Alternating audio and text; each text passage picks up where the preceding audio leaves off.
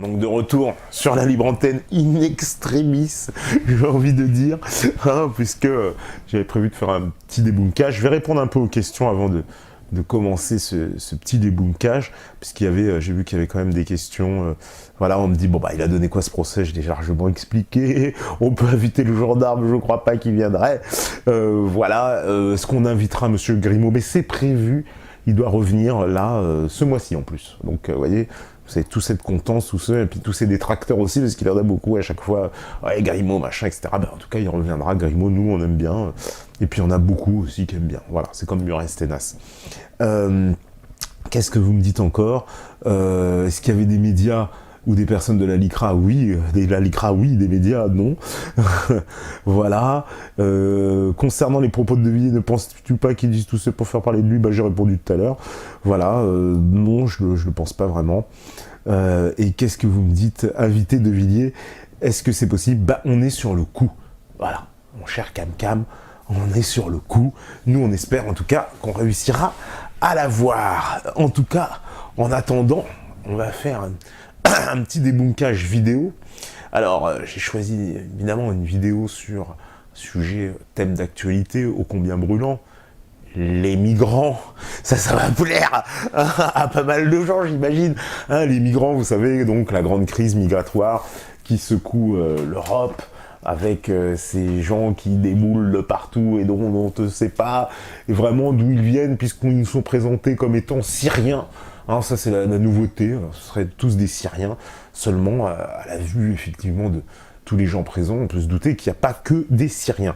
Ah oui, un avis sur la situation au Congo, en Afrique, je développerai ça dans une autre libre antenne, mais oui, bien sûr, c'est un sujet qui nous intéresse et qu'on suit de très près, puisqu'il y a eu des élections en Côte d'Ivoire. Au Congo, c'est le chaos, si j'ose dire. Et ben oui, ça, c'est quelque chose qu'on retraitera, évidemment, dans les prochains jours. Voilà, un petit commentaire sur Air Cocaïne, c'est ce que j'en pense. C'est un peu bizarre quand même que les mecs aient réussi à s'enfuir, si j'ose dire, hein, sans que on nous explique que tout ça, en plus, c'est... voilà, qu'ils se sont enfuis par leurs propres moyens. Alors... Ah oui, il faut mettre... C'est un peu bizarre, voilà. C'est le naufrage de trop. Voilà, il va falloir remettre ça au début. Pourquoi ça se remet pas au début? Ça, c'est la grande question. Ouais, c'est chiant quand c'est pas le truc. Hein. Hop, il va falloir actualiser peut-être et repartir à zéro. Eh oui, parce que ce n'est pas le lecteur habituel, comme d'hab en général. Voilà. Donc, je vous ai choisi un petit reportage bien concocté, bien comme on aime. Alors, c'est pas de chez nous, hein, pour une fois. Enfin, vous voyez, c'est bien aussi. C'est de nos amis suisses. Alors, en plus, vous êtes nombreux. Il y a pas mal de Suisses, il me semble, qui nous regardent aussi. On le voit dans les stats, c'est Google, les mecs, hein. Vous êtes espionnés, on sait d'où vous venez. Et donc, il y a pas mal de Suisses, puisque vous êtes le 3e pays derrière la Belgique, nos amis belges, hein, qui sont les plus nombreux, à nous regarder. Donc, vous voyez, et ben chez nos amis suisses, qui sont pourtant pas dans l'Union européenne, à ce que je sache, et ben il y a de la propagande aussi, hein, ils n'échappent pas à cette perpétuelle propagande. Et donc, je vous ai concocté un petit reportage aussi sur les migrants, donc de la radio-télévision suisse RTS. Voilà, comment ça se passe du côté des Alpes. Eh ben vous allez voir comment on pense, et ce qu'on pense des migrants. Vous vous êtes sûrement demandé pourquoi nous en sommes arrivés à un tel chaos. Pourquoi ces dizaines de milliers de malheureux repoussés devant des barbelés à coups de matraque et de gaz lacrymogène. Pourquoi une telle... vous voyez, ça commence bien. Déjà, ces dizaines de malheureux repoussés à coups de matraque et de gaz lacrymogène, évidemment, ça pose déjà un peu l'ambiance de la chose. On nage déjà en pleine doxa, hein, dès le début du reportage. Hein, c'est les premières secondes. Hein, et puis voilà, vous êtes déjà avec des pauvres malheureux d'un côté et des méchants, évidemment, hein, qui taperaient ces malheureux de l'autre. Absence de préparation alors que cela fait près de 4 ans que les migrants meurent en mer en tentant de rejoindre l'Europe. Ah oui, ça fait effectivement 4 ans qu'il y a des grands problèmes de migration. Disons-le bien. Depuis que on a atomisé la Libye, qui était quand même l'État qui faisait tampon pour éviter ce chaos que nous connaissons à l'heure actuelle. Vous allez voir comment en plus tout cela est traité, avec la plus grande désinvolture, par ce reportage suisse. C'est pour répondre à ces questions cruciales que Sabine Quesnel et Laurent Nègre ont reconstitué l'historique de cette crise. Vous comprendrez mieux pourquoi l'Union européenne a mis tant de temps à accorder ces violons et pourquoi aussi des pays comme la Hongrie ou la Pologne ont mis tant de résistance à ouvrir leurs frontières. Ouais, bah oui, ça on va le comprendre effectivement, comment l'idéologie dominante veut nous imposer donc cette invasion, parce que on peut parler d'invasion, comme nous disait ici Adrien Bauzy, parler de clandestin, oui, parce que c'est le nouveau terme migrant, vous savez, c'est comme les terroristes modérés, c'est comme, voilà, c'est toujours comme ça des mots de novlangue qui apparaissent, en fonction des besoins idéologiques. Avec les guerres civiles qui font rage en Syrie, en Irak, mais aussi en Libye. Ah, d'accord. Donc il y aurait des guerres civiles en Irak, en Syrie et en Libye. Alors déjà, c'est très intéressant parce que du côté de la Libye, on nous parle de guerre civile. On sait très bien que cette guerre a été provoquée par une intervention de l'OTAN. L'Irak, que je sache, qui a été plongé dans le chaos suite à l'intervention américaine, suite aussi, enfin, de la double intervention, parce qu'il y a eu la première intervention en 1991 avec ce qu'on appelait la guerre du Golfe, et puis ensuite, il s'en est suivi plus de 10 ans de bombardements et d'embargo, dans lequel, vous savez, il y avait un embargo sur les médicaments, embargo sur absolument toutes les matières, puis il y a eu ce fameux marché pétrole contre nourriture, par lequel des gens se sont enrichis comme pas permis, puisque c'était un programme de l'ONU complètement opaque, dans lequel l'Irak devait livrer son pétrole contre des boîtes de haricots, si j'ose dire. Donc voilà la réalité de ce que nous ont présenté, un peu comme ça sommairement, donc, des guerres civiles. On appellerait ça des guerres civiles. Alors qu'on sait très bien que ces guerres civiles sont fomentées, alimentées, financées par des pays extérieurs pour faire tomber les régimes qui les dérangent. Juste de l'autre côté de la Méditerranée, avec la Palestine qui s'embrase, la Turquie au bord du gouffre, l'Europe, notre continent, est mise à rude épreuve. Alors voici un arrêt sur image sur une actualité si proche de nous et qui va à une vitesse effrayante.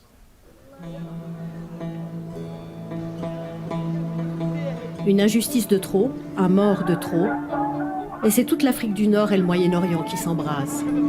Ouais, alors ça, un peu résumé sommairement quand même la situation, un mort de trop et c'est tout le Moyen-Orient qui s'embrase. Je vous dis, on fait fi absolument des interventions de l'OTAN, on fait fi de nos ingérences sans cesse dans le cours de ces pays, parce que ce sont des dirigeants qui nous dérangent. Kadhafi, Saddam Hussein, Bachar el-Assad, voilà des dirigeants qui nous dérangent. C'est comme ici, il y en a qui prétendent tout le temps, oui, que nous on défendrait Bachar el-Assad ou machin. Non, nous ce qu'on défend c'est le droit international. Ce qu'on défend c'est l'autodétermination des peuples à se diriger eux-mêmes sans qu'il y ait des puissances occidentales qui viennent à chaque fois systématiquement essayer de s'ingérer dans ces affaires de ces pays pour en plus renverser des États, les détruire totalement, parce que qu'on vienne pas me faire l'apologie de ce qu'est le résultat de la Libye ou de l'Irak. Après avoir complètement atomisé ces États, et ceux qui sont là, oh ben oui, mais les pro-Assad, machin. Mais qu'est-ce que vous souhaitez pour la Syrie? Vous souhaitez quoi? Qu'il se passe exactement ce qui s'est passé pour l'Irak ou pour la Libye? Le chaos total, avec des bandes de terroristes, de Daesh, parce qu'il y en a encore même aussi pour les défendre, qui vont vous expliquer, tout ça est très bien. Des gens qui égorgent, etc., qui se comportent, mais de la pire façon. Et bien sûr, tout cela est parfait. Il y en a même pour soutenir ça. D'ailleurs, moi, je les invite à quitter la France, s'ils sont pas contents, d'ailleurs. Je le dis clair et net.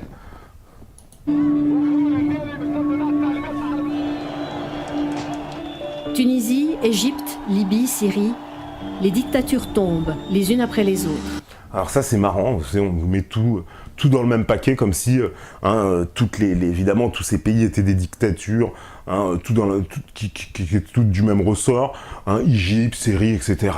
On fait pas le lien entre des situations qui sont absolument différentes dans chaque pays.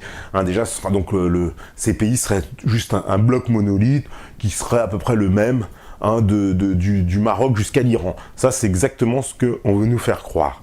hein, parce que je suis désolé de dire que l'Égypte c'est la même chose que la Tunisie, qui est la même chose que la Libye, on a bien vu que c'est des situations différentes. Et puis en plus, l'hypocrisie, hein, vous savez, toujours cette hypocrisie occidentale, hein, de gens qui ont soutenu ces régimes. Hein, je veux dire, Hosni Moubarak, il était soutenu par l'Occident. Faut pas nous raconter de salade. Je veux dire, Ben Ali, il était soutenu par l'Occident, hein, jusqu'au dernier moment, puisqu'il y avait même Ali Omari, hein, notre feu ministre de l'Intérieur, qui voulait lui envoyer des bombes lacrymogènes, des armes, etc., hein, et qui, accessoirement, voyageait dans ses avions quand elle se rendait en Tunisie. Donc, et c'est ces gens-là, en plus, ça on l'oublie, par contre, non, évidemment, ça ne compte pas dans le raisonnement.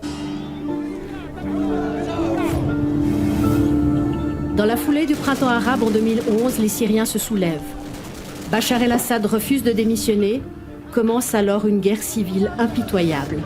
Voilà, ça aussi c'est, je trouve, un résumé absolument complètement arbitraire de la situation en Syrie, de comment les choses sont déclenchées. Bien sûr qu'il y a eu des manifestations, on le sait, en Syrie, hein, manifestations dans lesquelles, justement, il y avait des éléments qui tiraient à la fois sur les policiers et à la fois sur les manifestants pour monter les uns contre les autres. On sait, c'est toujours la même technique qui est utilisée avec des snipers, etc. Et voilà comment on a monté les choses en Syrie. Hein, après nous dire, oui, c'est la guerre civile, etc. Mais qui a payé ces jeeps là? Vous voyez bien, c'est Toyota avec des armes lourdes dessus. D'où elles viennent, hein, parce qu'on a même posé la question à Toyota, ils ont dit, bah, nous on sait pas trop, mais bizarrement, on a vu qu'il y avait des grosses commandes vers l'Australie, vers machin, voilà. Hein, mais Toyota était incapable de répondre.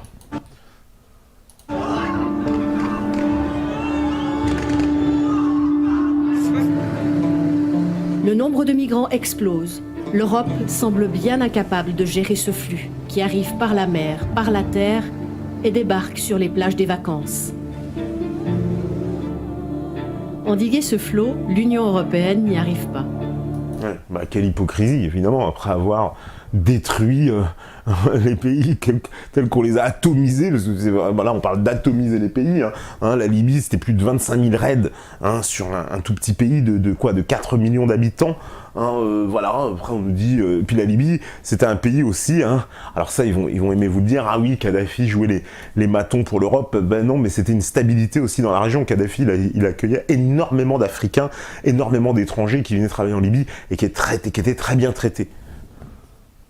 On est en plein cœur de l'été. Les 28 pays membres tergiversent, hésitent, tiraillés entre solidarité européenne et souveraineté nationale.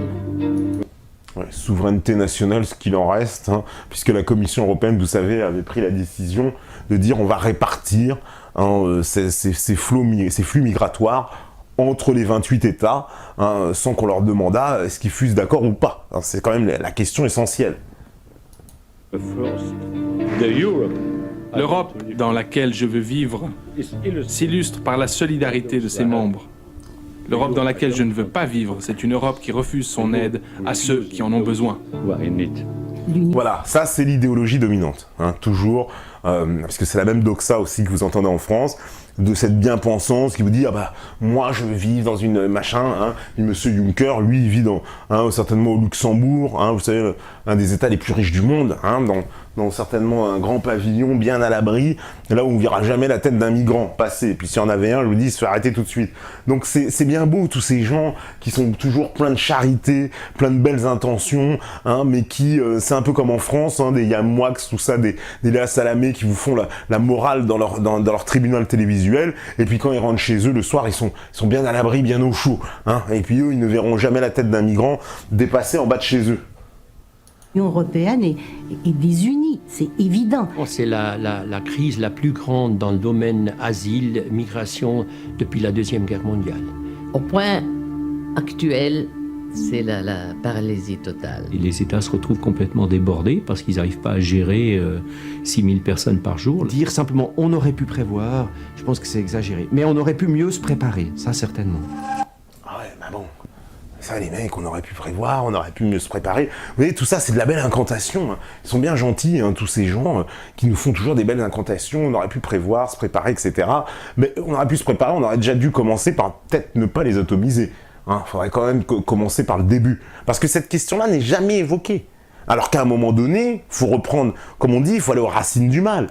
Faut pas arrêter de se leurrer. Les racines du mal, c'est d'avoir atomisé des pays. Donc, qui a atomisé les pays? Pour quelle raison? C'est ça la question qu'il faut se poser, parce que c'est bien beau de jouer les grands samaritains après avoir tout détruit, et puis de nous dire, ah bah, maintenant, oui, moi je rêve d'une Europe où il faut accueillir les migrants. Ah bah, moi je rêve d'une Europe qui n'aille pas envahir et bombarder les autres peuples. Moi je rêve d'une Europe qui reste à sa place, et qui n'aille pas s'ingérer dans les affaires intérieures des autres États. Voilà, ce serait ça ce serait un discours un petit peu plus audible.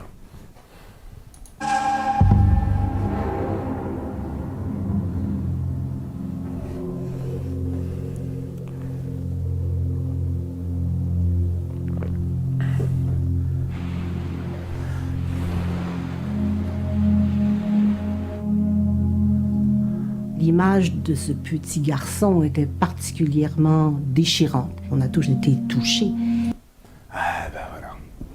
La dictature de l'émotion. Vous savez, la fameuse dictature, ce dont on parlait tout à l'heure quand on disait ouvrez votre cœur, etc.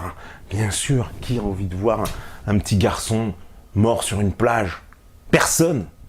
Mais qui a envie qu'on utilise cette image pour vous faire pleurer, pour vous faire du chantage, pour vous dire mais regardez ce petit garçon. Si vous n'acceptez pas le million de migrants qui est là, c'est que vous êtes un salaud, vous êtes une ordure, parce qu'il y a un petit garçon qui est mort. En plus, on apprend que c'est le fils d'un passeur. Quand même, pour le moins, on reste interrogatif sur le sens de cette image. Mais vous voyez, toute cette dictature de l'émotion, elle est là. C'est ça, c'est-à-dire, en vous montrant cette image, vous êtes déjà dans le chantage affectif de vous dire, si vous ne souscrivez pas à cette émotion et que vous n'acceptez pas les migrants, vous êtes une ordure, vous êtes un salaud. Ça, c'est encore une fois pour vous faire culpabiliser. Voilà encore tout le sens de l'idéologie dominante sur ce sujet. Et ça suscitait une grande émotion, et c'est tant mieux. Ah, voilà. Évidemment, cette dame se réjouit, puisque le but politique recherché d'avoir médiatisé cette image, on l'a bien compris, c'est de nous faire pleurer, de nous faire accepter le flux des migrants. C'est toujours pareil, toujours pareil. Ils ont trouvé l'image, évidemment, la plus parfaite, un petit garçon mort sur une plage, et tout le monde pleure dans les chaumières immédiatement. Moi-même, je vais me faire traiter de salaud, il pleure pas et tout. Non, c'est pas que je pleure pas, je ne me réjouis pas de la mort de cet enfant, bien évidemment. Personne pourrait s'en réjouir. Mais l'instrumentalisation qu'en est faite, est-ce qu'elle n'est pas encore plus dégueulasse? Est-ce que c'est pas ça le plus grand disrespect qu'on puisse faire à la mort de cet enfant? De s'en servir pour mener des intérêts politiques, pour mener des objectifs. Parce que c'est ça. Alors elle s'en réjouit, évidemment, elle s'en réjouit. On pleure dans les chaumières, allez-y, pleurez, pleurez, pauvre peuple. De toute façon, si vous ne pleurez pas, vous êtes un salaud. Parce que c'est ça le chantage qui est fait. Mais pourquoi à ce moment-là, cette image-là, il y a eu cette réaction à cette image, alors que c'était pas les premiers enfants qu'on trouvait morts sur la plage, il y en avait eu d'autres. Je sais pas. Je sais pas pourquoi celle-là a créé plus d'émotions que les autres, et est-ce qu'on va soutenir? Et c'est ça qui me fait peur, c'est que j'ai l'impression qu'encore une fois, cette émotion qu'on a ressentie va durer qu'un temps. C'est surtout parce qu'ils en avaient besoin. Là, cette dame, elle se masque les yeux. Parce que cette photo a fait largement la une de la presse. Évidemment qu'il y avait d'autres enfants qui étaient morts, ça c'est le bon sens, puisque des enfants morts sur les plages qui tentent de traverser, il y en a eu énormément. Même qu'ils aillent filmer du côté de Gibraltar, je vous dis, les gens essaient de traverser à la nage. Nos amis marocains connaissent très bien ça. Donc forcément, des enfants morts, il y en a eu beaucoup. Mais là, ça a été mis en scène pour, vous faire pleurer. Ça fait la une des médias, ça fait la une de toute la presse. Et à ce moment-là, il y a bien un but recherché qui est de faire un chantage affectif au reste de la population pour qu'elle accepte ce flux migratoire en se taisant, parce que si vous ne taisez pas et que vous vous levez contre, vous êtes un salaud. Christiane Berthiaume a été la voix des organisations humanitaires de l'ONU pendant 20 ans. Elle a vécu des exodes autrement plus impressionnants. Ex-Yougoslavie, Rwanda. Et cette crise migratoire-là, d'où vient-elle? Ça avait commencé au moment du printemps arabe. Là, des bateaux ont commencé à arriver de plus en plus sur Lampedusa. Et puis petit à petit, ça a augmenté. Vraiment, à partir de 2013, Là, vraiment, on a été sur une courbe ascendante et on l'est encore aujourd'hui. Alors, cette dame, elle oublie de préciser, à partir de 2013, c'est déjà la chute de la Libye, et donc de Kadhafi et de l'État libyen, qui, lui, protégeait les côtes et empêchait justement qu'il y ait ce déferlement sur les côtes européennes.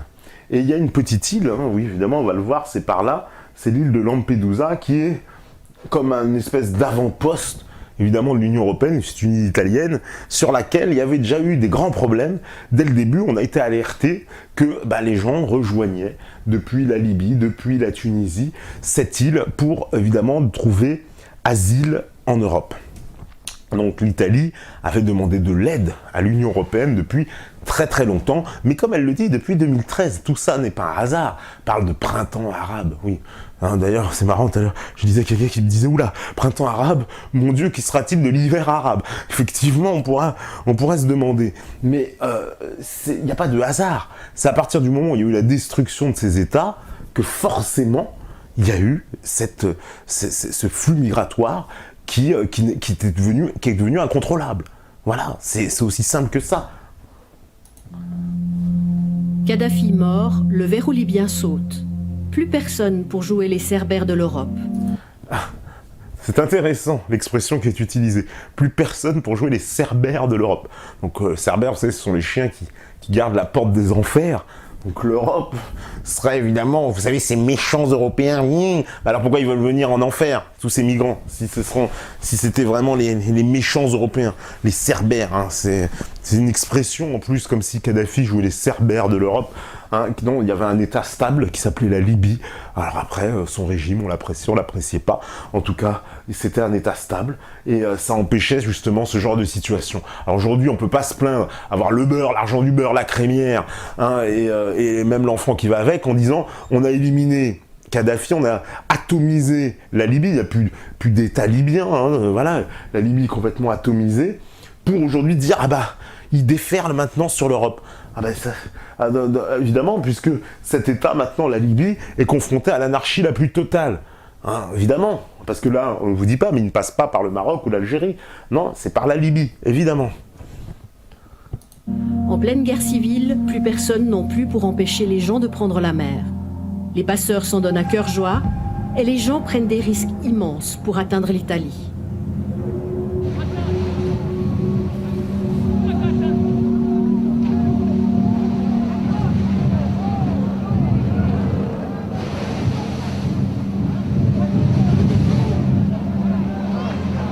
Tout le monde n'a pas la chance d'atteindre en vie la côte italienne. Fin 2013, c'est le naufrage de trop. Évidemment, oui, il y a beaucoup de morts, puisqu'on sait que c'est sur des embarcations souvent sommaires, hein, c'est quand même de la haute mer. On oublie aussi, au passage, de préciser des petits faits divers qui sont produits pendant la guerre en Libye, sur lesquels des bateaux de l'OTAN n'hésitaient pas à tirer sur ce genre de bateaux de réfugiés, vous voyez. Hein, ils étaient bien reçus par l'OTAN, tous ces gens-là. Après avoir non seulement atomisé la Libye, en plus on tirait sur les migrants. Mais ça, accessoirement, on ne vous le précisera pas dans ce reportage. Alors oui, il y a les morts de trop. Oui, c'est-à-dire qu'on a commencé à voir effectivement des images de gens, de cadavres, qui sont morts en essayant d'atteindre cette île de Lampedusa. 366 personnes meurent noyées. Les Italiens n'en peuvent plus de voir les cadavres s'entasser.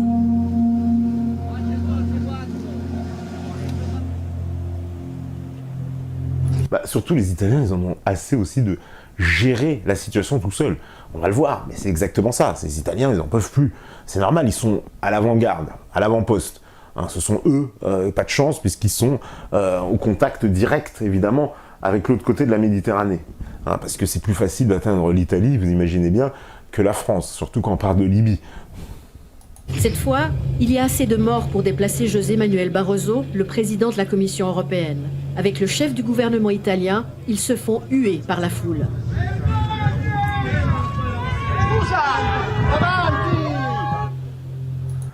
Ouais, c'est assez malin le reportage, parce qu'on dit qu'ils se font huer par la foule. On sait pas trop pourquoi ils se font huer par la foule.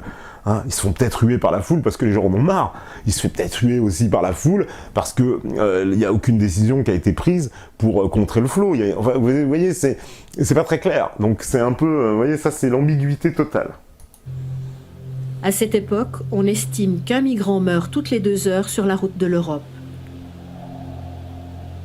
Et l'Italie, à ce moment-là, a fait un travail extraordinaire qui a été de créer Mare Nostrum, qui a été une opération mais fantastique. Ils patrouillaient la mer 7 jours sur 7, 24 heures sur 24. Grâce à eux, il y a des centaines de vies qui ont été sauvées.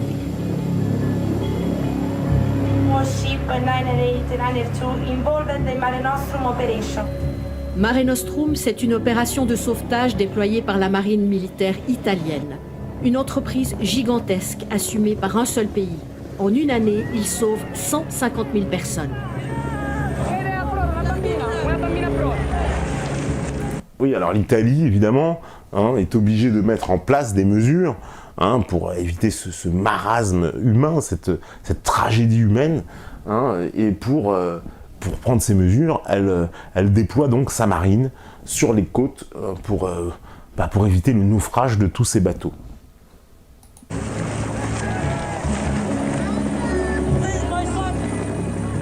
À un moment donné, les Italiens se sont tournés vers l'Europe en disant « on ne peut pas faire ça tout seul. Ça nous coûte 9 millions d'euros par mois, on a besoin d'aide. » L'Europe a dit « oui, peut-être, non ». Enfin, ils ne l'ont pas fait. Ce qui fait qu'en 2014, les Italiens ont dit « non, ça ne marche plus, on ne le fait plus ». Oui, d'ailleurs, voilà, à l'époque, ils avaient même distribué des visas Schengen à tout le monde. Ils avaient dit « puisque vous ne voulez pas nous aider, on vous file tous des visas ». Donc je peux vous dire que commencent à faire la gueule, les mecs. Quand les Italiens ont dit ils avaient distribué 25 000 visas, quelque chose comme ça, je peux vous dire que tout le monde commençait à faire la gueule. Mais on peut les comprendre, hein, les pauvres Italiens. Parce que c'est vrai qu'ils se retrouvent avec ce problème-là. Ils vont taper à la porte de l'Union Européenne, puis on leur dit « ah bah, ouais, désolé, ouais, non, bah, on peut pas vous aider, voilà, il va falloir vous démerder tout seul ». L'Italie qui traverse en plus une crise économique, hein, donc, qui est très sérieuse et très sévère. Donc ils doivent en plus assumer le coût de ces opérations, ce qui est complètement incohérent et complètement fou, effectivement. Donc on les comprend que les Italiens, à un moment donné, ils aient tapé du poing sur la table en disant bah, « vous allez vous démerder ». On reproche à Mare Nostrum de faire un appel d'air, un appel de migrants et de réfugiés vers l'Europe. Sûrs d'être sauvés, ils prennent tous les risques. L'Union européenne réfléchit alors au remplacement de Mare Nostrum. Pendant que le monde a les yeux rivés sur la Méditerranée, le conflit syrien dégénère. On pensait que Bachar el-Assad allait tomber, pas du tout. Et l'État islamique gagne du terrain. Ça aussi, je trouve ça assez saisissant, cette petite image. Le conflit syrien s'accélère, qu'on vienne vraiment aux causes, aux origines. Hein. Et puis cet État islamique qui le finance, qui est derrière aussi. Hein. Ça restera aussi la grande question. Hein, parce que qui finance ces gens-là? Qui a intérêt à renverser le régime de Bachar el-Assad, hein, comme on nous l'explique si fortement, cet horrible dictateur que serait Bachar el-Assad? Évidemment. Ancienne procureure du tribunal pénal international, Carla Del Ponte travaille aujourd'hui pour l'ONU, et plus précisément pour la commission d'enquête indépendante sur la Syrie. Voilà, vous avez vu l'image avant, c'était l'image de Bachar en mode Reban dictateur. On pouvait pas faire mieux dans le genre dictateur arabe, j'avoue.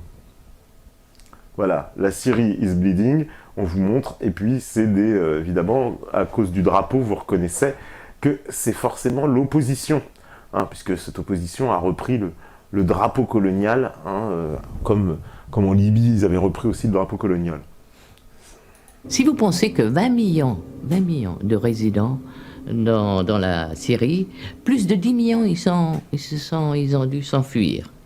Alors, d'abord, ils ont été dans les pays limitrophes. Maintenant, la situation de vie dans les pays limitrophes est devenue impossible. Alors, cette dame, oui, alors 20 millions d'habitants, 10 millions qui sont enfuis. Bon, déjà, je pense qu'elle exagère un peu largement. C'est plutôt 4 millions. Hein. Moi, les chiffres que j'ai été voir, c'était plutôt dans cet ordre-là. Donc, elle exagère peut-être déjà ces chiffres. Mais en tout cas, sans nous expliquer, oui, mais qui a foutu ce chaos en Syrie, quoi? Parce que c'est trop facile, ça. À chaque fois, hein, c'est Bachar el-Assad, évidemment. C'est lui qui devrait tout prendre sur la figure. c'est de sa faute si les immigrés syriens. Puis la question qu'on peut se poser, c'est ce conflit qui dure maintenant depuis quasiment 5 ans, c'est là, d'un coup, les Syriens, c'est cette année, cette année on va partir en Europe. Ça aussi, c'est une question qu'on peut se poser, comment se fait-il on va aller en Europe, alors que ça fait quand même 5 ans que ce conflit perdure. Et donc, ils essayent d'échapper à cette situation, de pouvoir survivre, et ils viennent en Europe. La plupart des réfugiés se trouvent en Turquie, au Liban et en Jordanie. Dans ces pays, les conditions de vie se sont détériorées, particulièrement en Turquie, qui accueille 2 millions de Syriens. Les Syriens n'ont pas le droit au travail dans aucun des pays avoisinant la Syrie. Après 4 ans, ça devient difficile pour un certain nombre de gens de penser à leur avenir. Alors c'est marrant, voilà, donc on nous dit que ces immigrants, voilà, ils n'ont pas le droit au travail. En revanche, s'ils viennent en Europe, là, ils ont le droit à du travail. Vous verrez, les déclarations qui vont dans ce sens-là, d'ailleurs, de M. Enders, président d'Airbus, de M. Gattaz, le président du CNPF, là, ça abonde. Venez chez nous, venez faire du dumping social. Là, vous avez toute l'idéologie dominante, encore. Alors que là-bas, on vous dit, non, ils n'ont même pas le droit de travailler. Ah bon. On voit aussi une situation de désespoir dans la communauté syrienne. Beaucoup de gens coupent les ponts avec leur pays, n'ont plus l'espoir de rentrer, c'est fini. Oui, là, à l'époque où il y a eu ce reportage, il n'y a pas encore eu l'intervention russe. Parce que semble-t-il, alors ça c'est aussi les infos qu'on a toujours, vous savez, c'est en période de guerre, toujours des infos contradictoires, mais il y a 800 000 réfugiés syriens qui ont pu revenir chez eux grâce à l'intervention russe. Ils veulent faire des choix pour eux, pour leurs enfants. Tout le monde n'a pas envie de vivre dans un camp pour le reste de sa vie. Pas d'avenir, pas de perspective et plus d'argent pour les organisations humanitaires qui s'occupent d'eux. Les pays donateurs qui financent les Nations Unies versent au compte-gouttes l'argent promis. Le programme alimentaire mondial n'apporte plus que le tiers des besoins en nourriture dans les camps. Les familles doivent vivre avec moins de 50 centimes par jour et certaines sont contraintes à mendier. Une fois qu'on a provoqué le chaos, après on joue les pompiers pyromanes, c'est vrai qu'on n'a pas un rôle facile, c'est vrai en Occident. Ouais. Alors qu'est-ce qu'on fait dans ces cas-là? Eh bien, on part.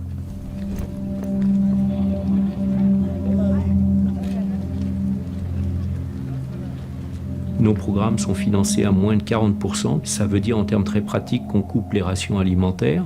Ça veut dire qu'on coupe l'accès à l'éducation. Donc il y a un impact très fort sur une situation qui était déjà fragile pour ces gens-là. Quand ils n'ont plus rien à perdre, $500 pour traverser la mer Égée, c'est un risque que beaucoup sont prêts à prendre. $500 ou beaucoup plus, pour embarquer sur des canaux plastiques tout juste bons à se retourner sur la première vague. Les humanitaires ne sont pas seuls à souffrir du sous-financement. Retour en Italie. Mare Nostrum est abandonné pour être remplacé par Triton. Triton, c'est le Mare Nostrum du pauvre. Les pays de l'Union européenne ont tout juste réussi à dégager 3 millions d'euros de budget par mois, à peine le tiers de Mare Nostrum. Ouais. Ça aussi, c'est toujours étonnant, voilà. 3 millions d'euros. Par contre, vous vous rappelez qu'en 2008, pour la crise bancaire, en une journée, on en avait trouvé 1700 milliards. Voilà, ça c'est toujours aussi ce qu'on s'étonne. Où est-ce qu'on trouve l'argent, où est-ce que va l'argent, qui décide? Parce que 1700 milliards, on les avait trouvés comme ça. Et là, visiblement, 3 millions par mois, c'est déjà beaucoup. Triton protège les côtes. Son objectif est sécuritaire, pas humanitaire. Avec Triton, il y a 15 fois plus de morts en mer.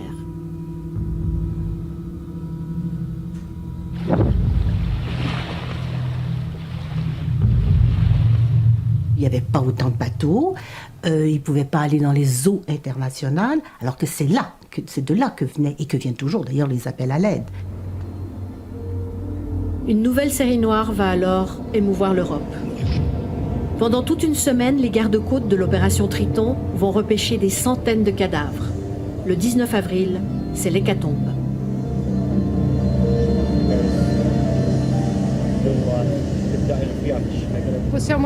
Nous pouvons raisonnablement confirmer qu'il y avait environ 800 personnes à bord du bateau. En ce début d'avril 2015, l'Italie n'en peut plus. Elle est totalement écœurée. Nous sommes l'Italie. Et en tant qu'Italiens, nous nous devons de réagir. Et nous l'avons fait depuis des mois, des années. Mais une réaction noble et généreuse quand on est tout seul, ça ne fonctionne pas. Il faut passer de la réaction à la stratégie politique. Et la stratégie politique, ça signifie que l'Europe, c'est tout le temps et pas seulement quand il faut faire le budget. Il faut obliger l'Europe à adopter une stratégie globale. Ouais, bon, il est sympa Matteo Renzi, mais faut obliger l'Europe à adopter une stratégie globale. Et c'est quoi cette stratégie que va mettre en place l'Europe? C'est de dire, eh ben vous allez vous répartir tous les immigrés partout. Voilà, ça va être ça la stratégie européenne. Hein, donc oui, super la stratégie globale, mais je suis désolé, ça ne fonctionne pas. Hein, parce que dedans, c'est toujours aussi l'avis des peuples qui n'est jamais consulté. Évidemment que les Italiens, on peut les comprendre. Hein, ils sont aux premières loges et puis ils n'ont pas envie de voir voilà, des centaines de cadavres. On nous parle de 800 morts, de 700... Voilà, c'est évidemment que c'est horrible. Mais est-ce que les peuples européens sont d'accord pour accueillir cette masse de nouveaux flux migratoires qui vient comme ça, qui s'impose, donc qui n'est pas par le circuit légal, je rappelle. Hein, donc ce sont des clandestins qui vont demander refuge ensuite. Donc qui vont faire toute une démarche administrative, hein, pendant laquelle d'ailleurs leur décision de statut sera suspensive et ils pourront avoir certains droits jusqu'à qu'un tribunal légifère, enfin donne un arrêt vraiment sur la situation définitive de ces gens. C'est très compliqué. Donc oui, monsieur Renzi, il est sympa, mais bon. À Bruxelles, à part se lever pour la minute de silence, l'Europe des 28 peine à réagir.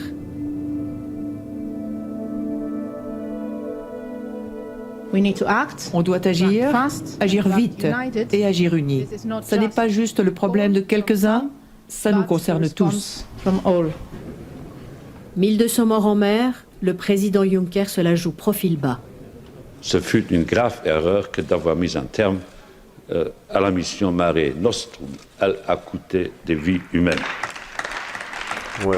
Il propose une série de mesures, de mesurettes plus exactement, lancées comme un ballon d'essai. L'accueil de 5 à 20 000 réfugiés supplémentaires.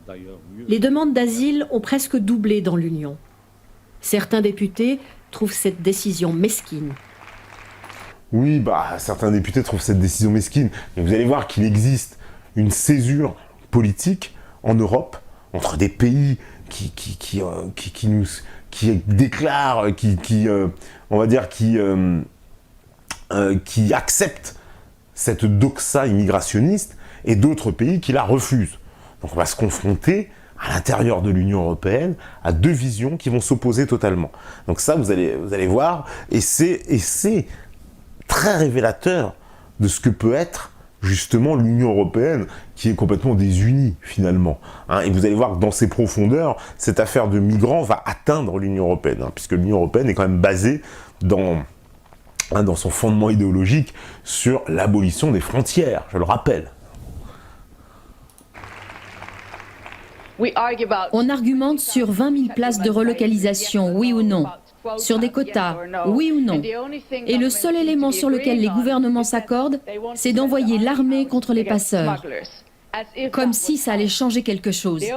Les seules choses qui pourraient fonctionner contre les passeurs, c'est d'ouvrir légalement et de façon décente les frontières aux réfugiés. Où est-ce qu'on va s'arrêter ? À 20 000 places de relocalisation ? C'est vraiment tout ? Je pense qu'on a besoin d'aller bien au-delà de ça. Ah ouais, elle est sympa cette dame. Donc elle dit, il faut ouvrir les frontières, allons-y, il faut laisser passer tout le monde, etc. Hein, et c'est comme ça qu'on va régler le problème. On voit, vous allez voir. Ouais, après, on va voir que... Mais non, mais tout le monde n'est pas d'accord, parce que vous allez voir les problèmes que ça pose, parce que c'est facile, toujours, ces espèces de déclarations, de vœux, de bonnes intentions. Hein, on dit toujours, d'ailleurs, on dit l'enfer est pavé de bonnes intentions. C'est exactement ça, c'est toujours des bonnes intentions. Allez, on va ouvrir les frontières pour tous ces migrants, c'est pour régler le problème. Mais là, ils seront plus 1 million, ils vont être 2, 4, 5, 6 millions, puisqu'il n'y aura plus de frontières du tout. Donc c'est comme ça qu'à compte régler le problème. Hein? peut-être le problème, c'est déjà peut-être essayer de fixer les populations chez elles. C'est peut-être justement arrêter de les bombarder, arrêter d'atomiser leur pays, arrêter de s'ingérer dans leurs affaires. Et peut-être qu'ils vont rester chez eux. Pour la députée Ska Keller, c'est tout le système de l'asile qu'il faut changer.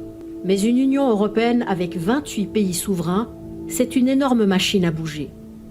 Je critique cette lenteur, que ça prenne autant de temps. En tant que membre des Verts, ça fait des années que nous disons sur tous les tons que notre système d'asile ne fonctionne plus, qu'il faut le réformer. On a besoin d'un programme de sauvetage, on a besoin de donner un accès légal aux réfugiés. Je ne comprends pas non plus pourquoi les pays membres ne peuvent pas voir que nous sommes en train de parler de personnes. Ce ne sont pas des menaces ou des terroristes ou je ne sais quoi. Oui, enfin ça... Elle est gentille aussi, hein, cette députée verte. Les Verts, on a dit, c'est le monde des bisounours. On va faire rentrer 1 million de personnes. Elle dit, bah oui, c'est des personnes. Oui, on a bien compris, bien sûr, c'est des personnes. Mais il ne s'agit pas de terroristes. Ah ça, on n'en sait rien.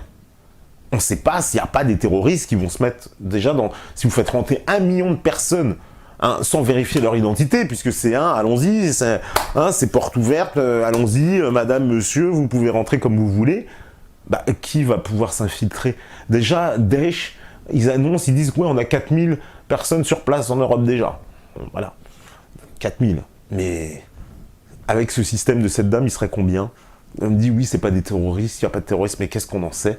Puisqu'on ferait rentrer des gens sans contrôler rien du tout, ni leur identité, ni rien du tout. C'est quand même extraordinaire. Donc allons-y, c'est la porte ouverte, hein, laissons passer tout le monde, et c'est la solution. Et elle pense sincèrement ce qu'elle dit, que c'est la solution, ce serait donc d'ouvrir les portes à tout vent, laisser rentrer tout le monde en Europe. C'est ça la solution de cette dame.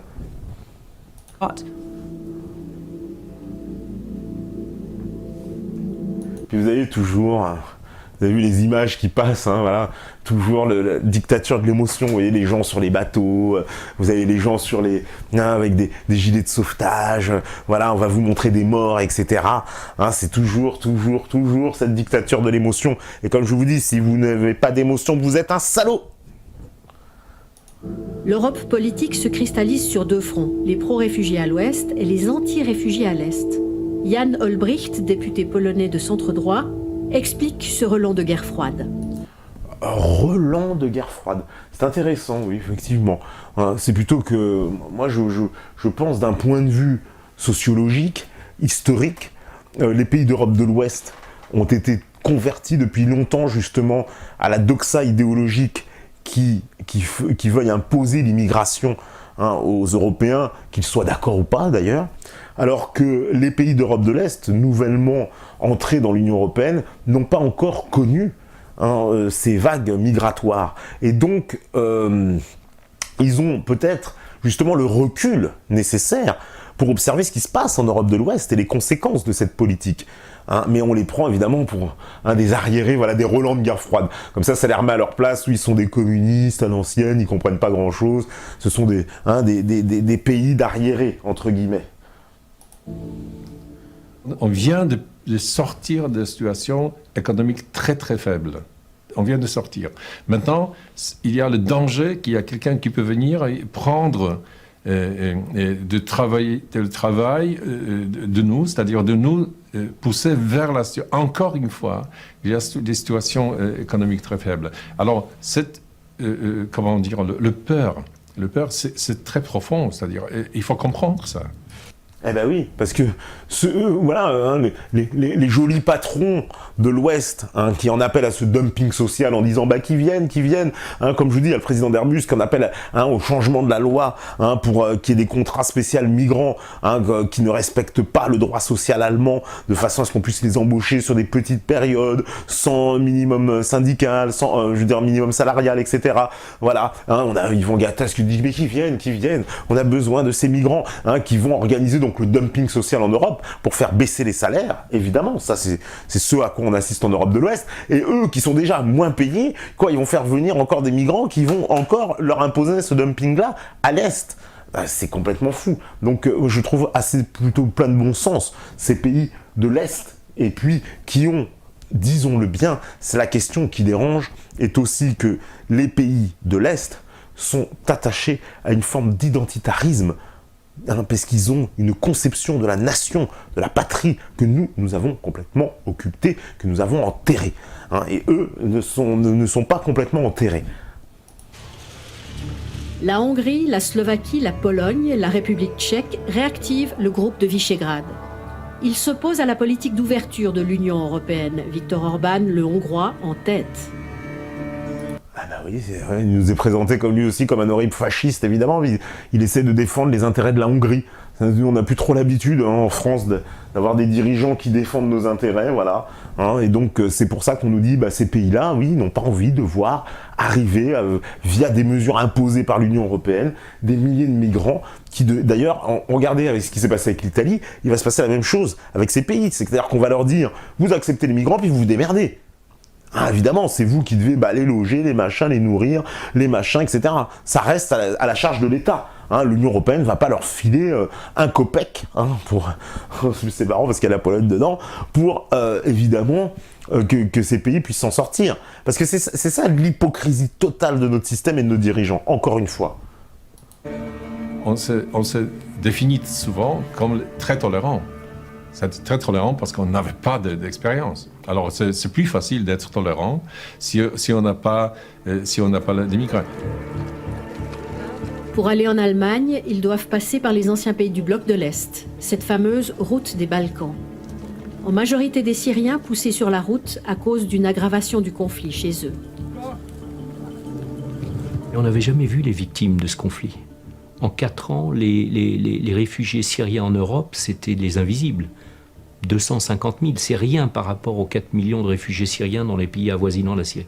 Alors, tout à l'heure, il nous a dit 10, lui il nous dit 4. Moi, j'étais vérifié, effectivement, on est plus proche du vrai chiffre de 4. Vous voyez, comme quoi, la petite propagande, ça passe normal. On va faire une petite pause avant de reprendre la suite du reportage, puisque vous allez voir, c'est bien croustillant aussi. Par la suite, c'est comme tout, ça monte crescendo, c'est toujours comme ça. Et puis, on va revenir...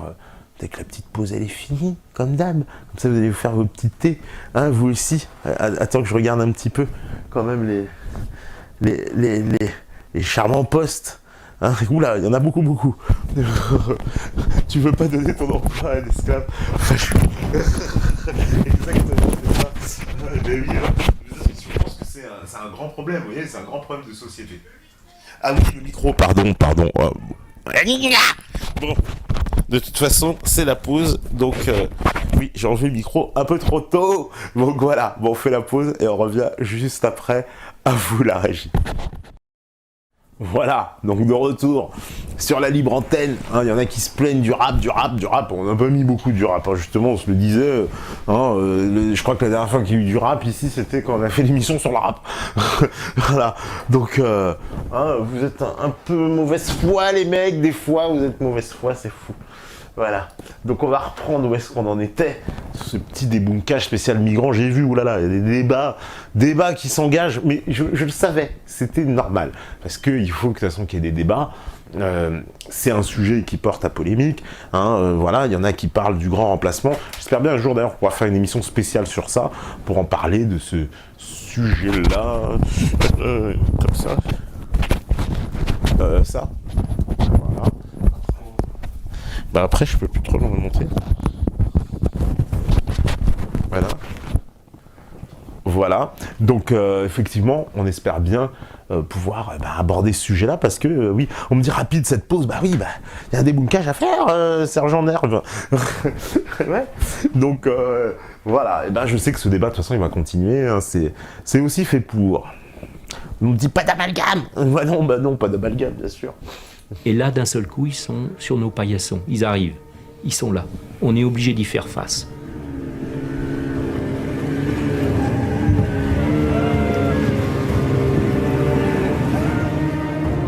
La Turquie déborde de réfugiés. Les gens arrivent en Grèce, jusqu'à 6000 personnes par jour. La Grèce n'enregistre plus personne. Complètement dépassée, les autorités grecques laissent partir les gens vers le nord. Qu'est-ce que vous voulez qu'ils fassent? De toute façon, ces pauvres Grecs, 6000 personnes par jour. Déjà, la Grèce, elle est prise dans des problèmes, vous connaissez bien les problèmes que connaissent les Grecs. Et en plus, ils ont ce problème supplémentaire.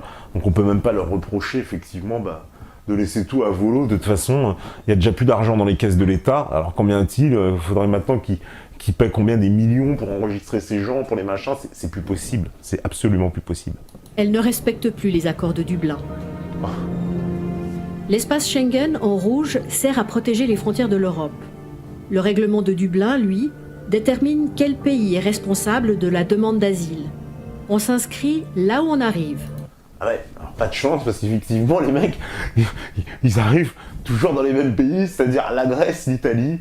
Bon, l'Espagne, ils sont protégés parce que, effectivement, nous aussi, côté français, l'Algérie, le Maroc, et puis bon, même la Tunisie aujourd'hui sont des pays relativement stables, pour surtout l'Algérie et le Maroc, et la Tunisie aussi actuellement. Donc du coup, on voit bien que les gens arrivent traversent la Turquie, donc arrivent par la Grèce et l'Italie. Donc ces deux pays se retrouvent en première ligne, effectivement, n'ont plus intérêt à respecter les fameux accords de Dublin qui voudraient qu'ils enregistrent chaque demande de réfugiés. C'est plus possible. 6 000 par jour, on nous a dit. Et ça fonctionne quand il y a peu de monde. Autant dire que le règlement de Dublin n'est pas adapté à cette crise migratoire, puisque ce sont les pays de première ligne qui trinquent, comme la Grèce et l'Italie. On aurait pu prévoir qu'en cas de crise, les gens arriveraient tous dans un même pays. Et ça, c'est une erreur d'avoir pas mis en place un mécanisme de solidarité complémentaire à Dublin. Ça, on peut le dire. Ouais, mais bon, ça, l'Union européenne, elle est incapable de payer quoi que ce soit. Donc ces pays-là, ils ont laissé faire au bout d'un moment. On peut même pas leur reprocher que ce soit la Grèce ou l'Italie. Ah. Voilà, mettre là. Voilà. On peut même pas leur reprocher à ces pays de laisser ces gens passer. Au bout d'un moment, c'est plus possible. C'est plus possible. Voilà.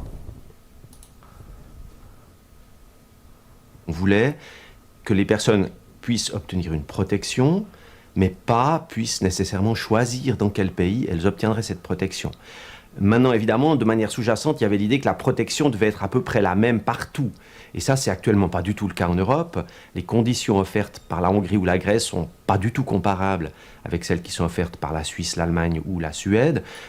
Ouais, surtout que la Suisse n'est pas dans l'Union européenne, mais bon. Donc les gens souhaitent aller ailleurs. Et puis ensuite, les gens ont des familles, ils veulent rejoindre leur famille. De ce point de vue-là aussi, ils veulent choisir leur pays. L'accueil des réfugiés est à géométrie variable en fonction du pays d'arrivée. Nul n'est égal devant l'asile. Il n'y a pas de médecin en ce moment ici. Ma fille est malade, elle ne dort plus depuis 3 jours. Il n'y a pas de médecin. L'Allemagne reste la destination privilégiée des réfugiés. Ouais, forcément. Alors ça, on peut se demander, mais pourquoi l'Allemagne? Pourquoi ils veulent tout ça en Allemagne? Vous allez comprendre, vous avez tous entendu les déclarations d'Angela Merkel qui va créer évidemment cet afflux vers l'Allemagne. L'Allemagne devrait donc se réjouir de cet afflux d'étrangers, comme va nous l'expliquer si bien la chancelière allemande. L'Europe est confrontée quand même à des demandes de plus en plus nombreuses qui, a fortiori, sont extrêmement concentrées dans certains pays. Et c'est ça, évidemment, qui explique la crise du point de vue européen. Retour à Bruxelles, où la crise prend une autre tournure. Les 28 États membres ne sont pas arrivés à s'entendre sur le nombre de réfugiés à se répartir.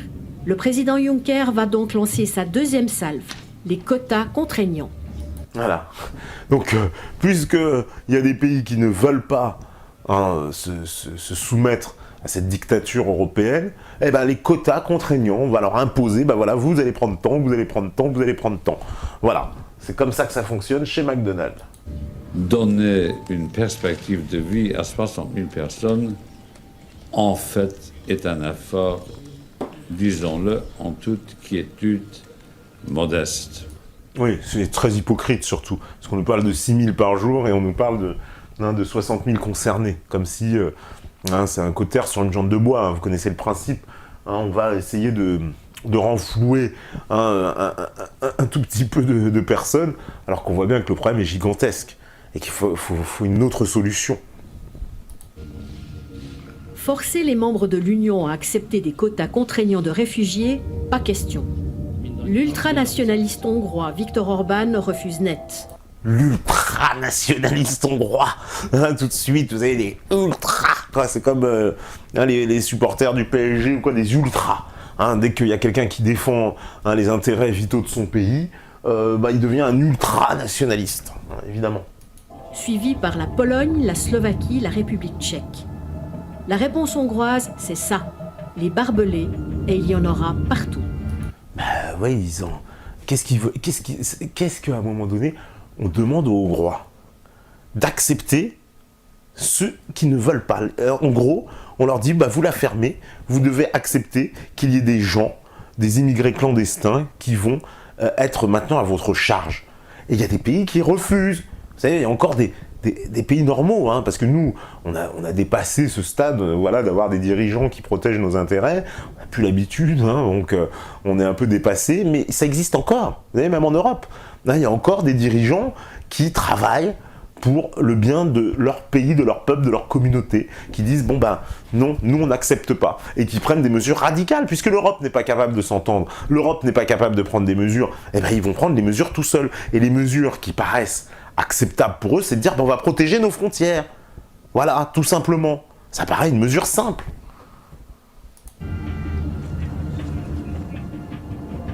On pourra ériger tous les murs qu'on veut, tous les fils de fer barbelés, tous les contrôles. Ça ne marchera jamais.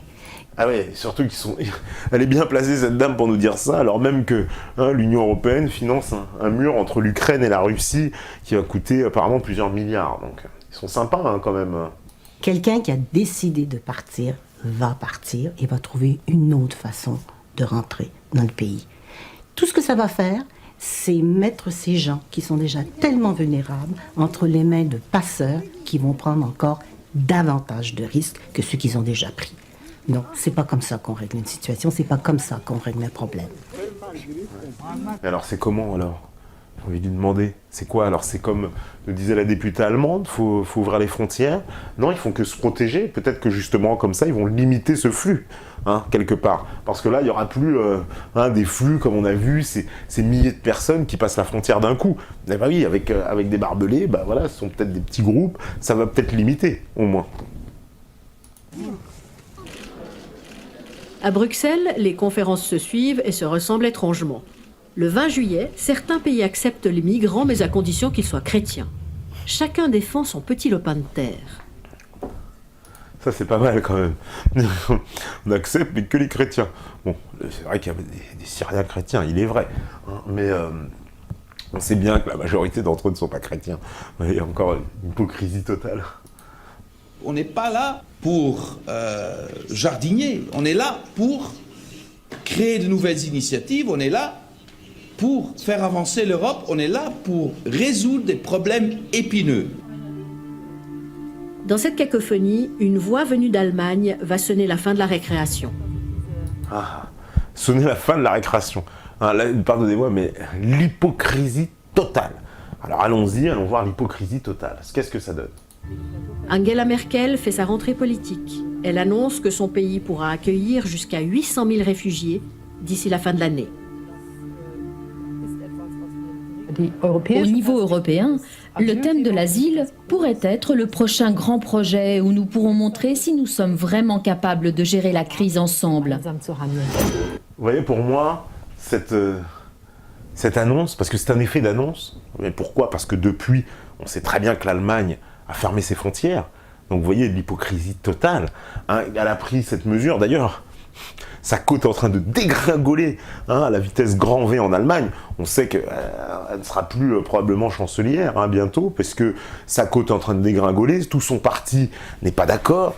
Je veux dire, tout son, même à l'intérieur même de son gouvernement, il y a des voix qui se sont levées, des oppositions. Son propre ministre de l'Intérieur a déclaré qu'il parlait d'un suicide allemand.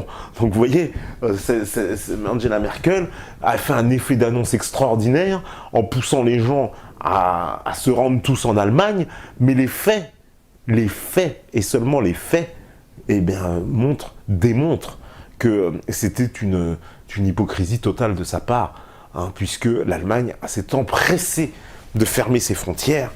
Donc, c'est exactement l'inverse de ce qu'elle a annoncé. C'est ça qui est c'est assez fantastique. Hein. Alors évidemment, oui, le capitalisme allemand, très content, on a vu, hein, je citais tout à l'heure M. Anders, le président d'Airbus, qui parlait de changer la législation, etc. Il y a tout un tas de gens très contents en Allemagne, puisqu'on nous explique que les Allemands, et on va nous l'expliquer aussi dans le reportage, ont besoin de 35 millions d'immigrés. Rien que ça, quoi. Angela Merkel, elle a su faire le premier pas juste. Elle est très intelligente.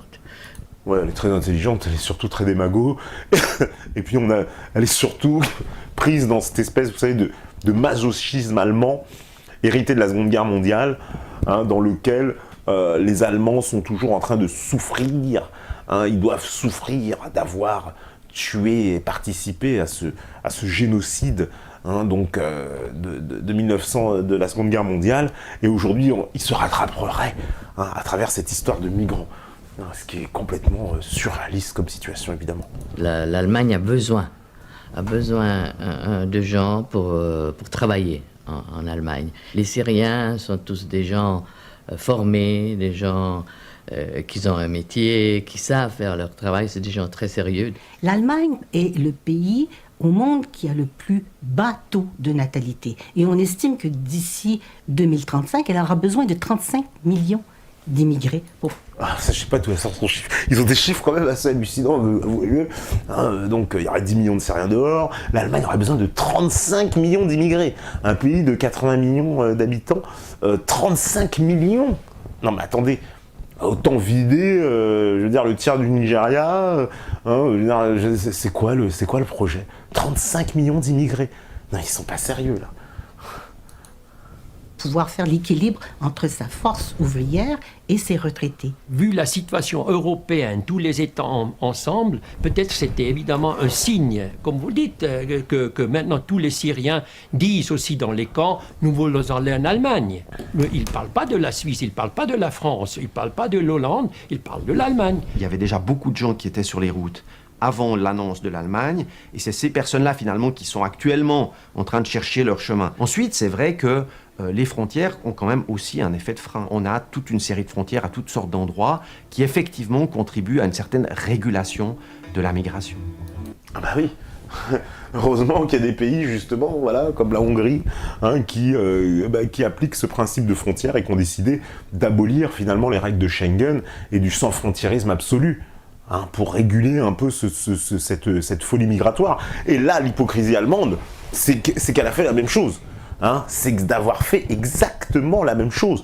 Et vous savez, depuis qu'il y a eu un afflux d'immigrants en Allemagne, énormément de voix se lèvent. On a vu même le président du Länder de Bavière qui a décidé, s'il le fallait, de rentrer en dissidence totale avec Berlin et avec le gouvernement fédéral, parce qu'il trouve cette politique suicidaire. Et des Allemands, apparemment, moi, ce que je lis dans la presse allemande, hein, parce qu'on m'envoie énormément de documents, les Allemands sont plutôt opposés, hein, à cet afflux d'immigration. Parce que comme je vous dis, les Allemands, ils ont un gun sur la tempe constant, qui est la Shoah et le génocide de la Seconde Guerre mondiale. Hein, et au nom de ça, ils doivent absolument tout accepter, se taire. Hein, et, on les a un peu castrés mentalement ces 70 dernières années. Donc, ils n'ont plus le droit trop de parler, hein, sous prétexte. Alors c'est encore pire, vous êtes tout de suite un nazi. Mais, et là, ils devraient, quoi, cette espèce de masochisme, se rattraper tout le temps, se rattraper. Ah bah si, venez chez nous, on n'est pas si méchants, etc. Alors qu'en fait, les Allemands n'en ont pas envie du tout. Ah, faut bien remettre les choses en place. L'appel d'air venu d'Allemagne, les réfugiés convergent par les chemins les plus rapides. Ils se retrouvent face à des barrières, bloqués dans leur progression, sans comprendre ce qu'il se passe. We respect everybody, please and thank you. Hungary, thank all Europe. En pleine canicule, personne pour expliquer et apporter la moindre information, le moindre soutien. Où sont les médiateurs ? Où sont les humanitaires ? Ah, si la crise avait lieu en Afrique ou au Moyen-Orient, la réponse aurait été différente. Oh bah oui, ouais, on n'aura rien à faire. Bon, je comprends pas ce qu'il nous dit, oui, la réponse aurait été différente, évidemment que ça aurait été différent. Mais là, il s'agit quand même de 1 million de personnes qui se déplacent. Hein. Évidemment qu'il est plus facile, on va pas se mentir, pour, je sais pas, 100 000 Congolais, d'arriver dans un pays d'Afrique noire et de s'intégrer, j'en sais rien, moi, d'arriver peut-être bien au Zimbabwe, peut-être bien en Ouganda, ça va être plus... Alors, ils ne parlent pas la même langue, mais ils vont bien finir par s'adapter beaucoup plus facilement que de prendre 100 000 Afghans pour les intégrer en Europe. Faut quand même remettre les choses en place.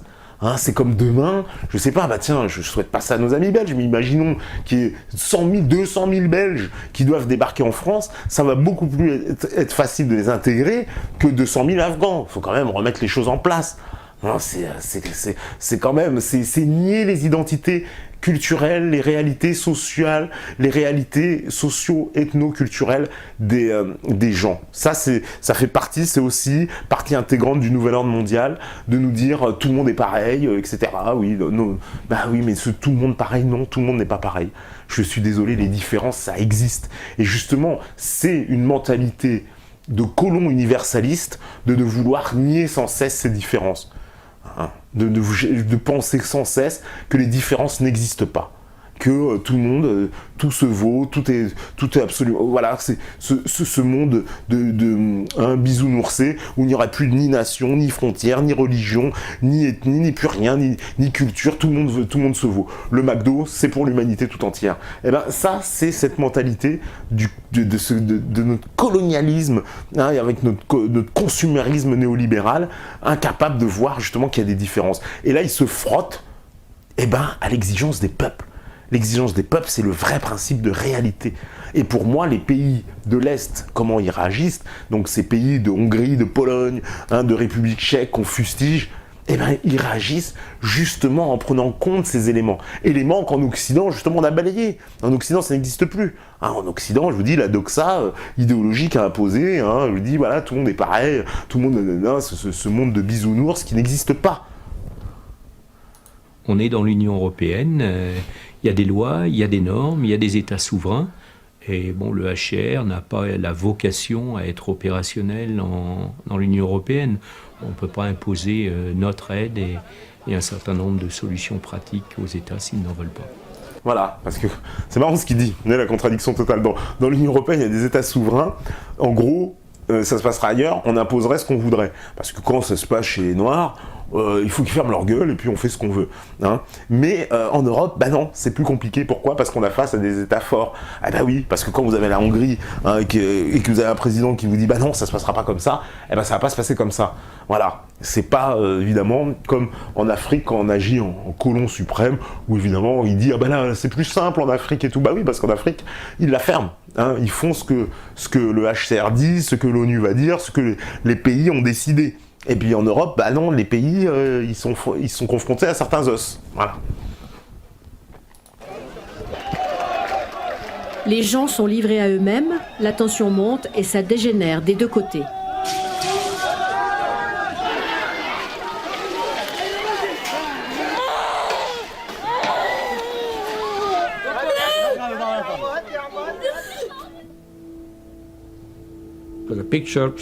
Les images parlent d'elles-mêmes. Je n'ai rien à dire, je n'ai rien à y opposer, c'est arrivé. Ça n'aurait jamais dû arriver. Ah ouais, mais bon, alors ça aussi, des vœux pieux d'incantation. Ces images parlent d'elles-mêmes. Bah oui, enfin, on peut montrer les images, vous savez, les images parlent d'elles-mêmes. Hein. Vous savez, la manipulation de l'image, ce que ça peut être déjà. Les images parlent d'elles-mêmes. Ça aussi, ça pourrait être l'objet d'un débat.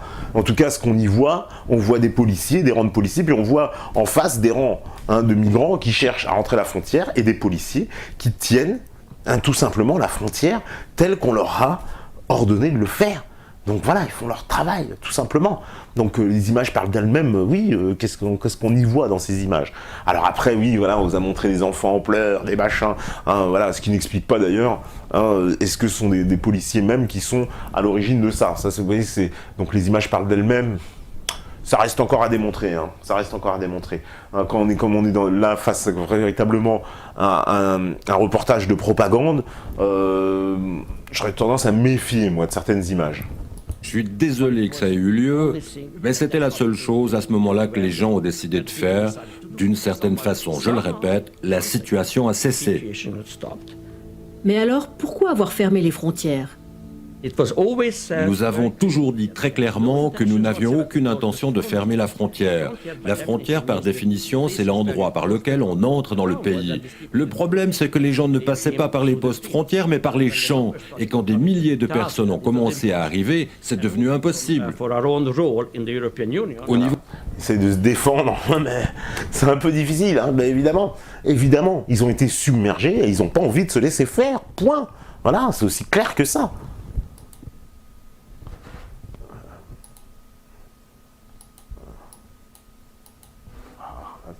Accorder ces violons, et pourquoi aussi des pays comme la... Les Syriens sont tous des... Toute une série de frontières à toutes sortes d'endroits. À être opérationnel dans l'Union européenne. On ne peut pas imposer notre aide et n'aurait jamais dû arriver. Je suis désolé que ça ait eu lieu, mais c'était la seule chose à ce moment-là que les gens ont décidé de faire. D'une certaine façon, je le répète, la situation a cessé. Mais alors, pourquoi avoir fermé les frontières ? Nous avons toujours dit très clairement que nous n'avions aucune intention de fermer la frontière.